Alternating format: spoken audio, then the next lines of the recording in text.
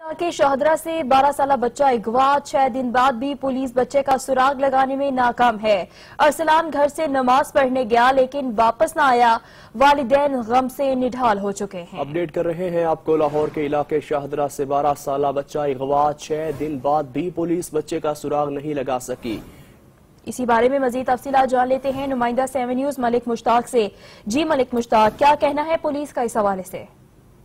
بالکل، یہ تھانہ شدرہ کا انتہائی افسوسناک واقعہ ہے کہ جمعے کے روز 12 سالہ ارسلان گھر سے جمعہ پڑھنے کے لیے نکلا، لیکن وہ مسجد تک نہ پہنچ سکا، رستے میں ہی اسے کسی نے اغوا کر لیا۔ جبکہ اب 6 دن گزر گئے ہیں، پولیس نے فوری طور پر زیر دفعہ 300 اغوا کا مقدمہ درج کر لیا، لیکن اس کے بعد پولیس نے 6 دن گزرنے کے باوجود انویسٹیگیشن ونگ کے پاس مقدمہ پہنچ چکا ہے۔ ابھی تک نہ تو سی ٹی وی فوٹیج نکلوائی ہے اور نہ ہی پتہ لگا سکے ہیں کہ بچے کو اغوا کس نے کیا ہے، کیونکہ ماں پر غشی کے دورے پڑ رہے ہیں، ماں باپ انتہائی پریشان ہیں، والدین پوری رات سڑکوں پر اپنے بچے کو ڈھونڈ رہے ہیں، لیکن جو متعلقہ پولیس جس نے مقدمہ درج کیا ہے لیکن کوئی سراغ نہیں مل سکا۔ آپ کا بہت شکریہ ملک مشتاق۔